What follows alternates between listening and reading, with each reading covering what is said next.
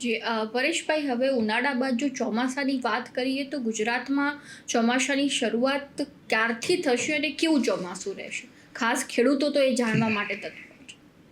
બેન, એની અંદર એવું છે, આમ તો ચોમાસું છે એ 15 જૂનથી રેગ્યુલર ચાલુ થાય છે, 2-3 દિવસ આગળ પાછળ હોય છે. એ જ મુજબનો આ વર્ષે થશે, બહુ એમાં કોઈ ફેરફારની શક્યતાઓ નથી.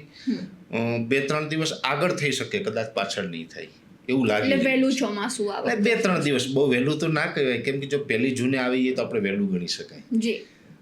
7-8 જૂને આવે તો પણ વહેલું ગણી શકાય, પણ જો 12-13 જૂને આવતું હોય તો એટલું બધું વહેલું નથી ગણાતું એને. એ 2-3 દિવસ તો આગળ પાછળ ચાલતું જ હોય છે, એ નોર્મલ કન્ડિશન છે એની.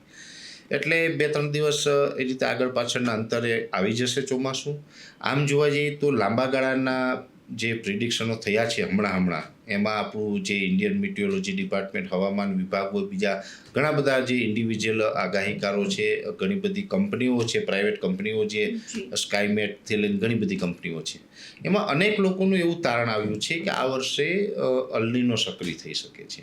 જનરલી સ્વાભાવિક રીતે જોવા જઈએ તો અલનીનો સક્રિય થાય તો એની ચોમાસા ઉપર નેગેટિવ અસર પડતી હોય. મારું વ્યક્તિગત એવું માનવું છે કે અલનીનો છે એ સક્રિય થશે, પણ એ ઓગસ્ટમાં સક્રિય થશે. અને એની નેગેટિવ અસર પડતા લગભગ ઓક્ટોબર આવી જાય તો પછી ચોમાસા ઉપર નેગેટિવ અસર નહીં પડે અને ચોમાસું છે એ સારું રહેવાનું છે. પણ એક ચોક્કસથી છે કે આ વર્ષે અલનીનો સક્રિય થાય પહેલાં જે પહેલાંની ઇફેક્ટ હોય છે એના ભાગરૂપે તાપમાન ઊંચું જશે, જેને કારણે ચોમાસું ચાલુ થાય એ પહેલાં સાયક્લોનથી પણ ખતરો રહેલો છે. અને ચોમાસા દરમિયાન અતિવૃષ્ટિ થાય, અતિ ભારે વરસાદો પડી જાય, આ પ્રકારની અસરો છે ચોક્કસથી જોવા મળશે. અને ચોમાસું એકંદર સારું રહેશે. 2026નું ચોમાસું નબળું બિલકુલ નથી થવાનું. એટલે તમારા માધ્યમથી એ કહું, કોઈ જ ખેડૂત ભાઈઓ હોય કે અન્ય વર્ગ હોય, કોઈ ક્યાંય ચિંતા કરવાની જરૂર નથી. 2026નું ચોમાસું ખૂબ સારું થશે એવું મારું વ્યક્તિગત અનુમાન છે.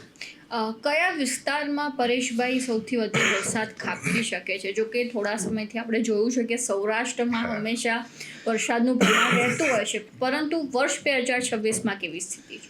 હવે લાંબા ગાળાના જે અનુમાનો હોય છે એ અનુમાન મુજબ આપણે અલનીનો હોય, લાનીનો હોય, એમજે હોય, એટલે કે મિડલ જુલન ઓશન છે, આઈઓડી છે, ઇન્ડિયન ઓશન ડાયપોલ છે, આ બધા પેરામીટરોના આધારે આપણે ચોમાસું કેવું રહી શકીએ ને એનું એક અનુમાન આપી શકાય.